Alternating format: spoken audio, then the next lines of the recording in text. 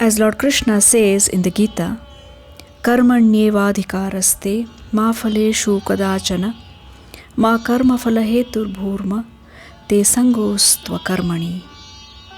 It means you have the right to work but never to its fruits. Let not the fruits of action be your motive, nor let your attachment be the cause of inaction. Very famous lines, and I am sure most of us have heard different explanations and interpretations of the same.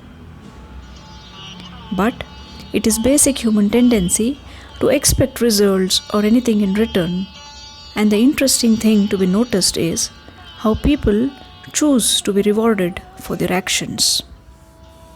The next Subhashita throws some light on this.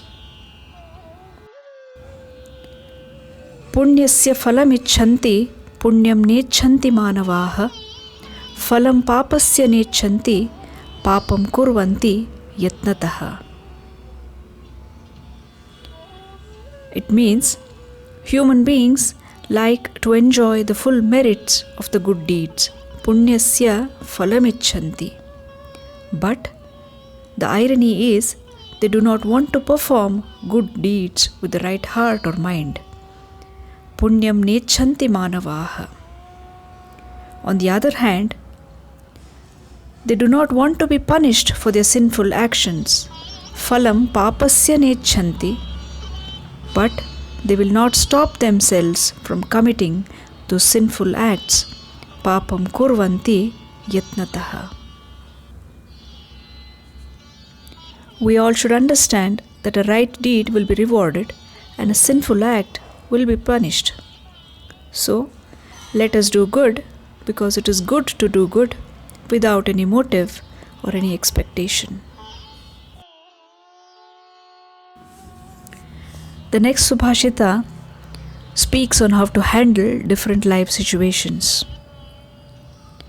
Udaye savita rakto raktaschastamaye tatha sampattau cha vipattau cha mahatam ekarupata.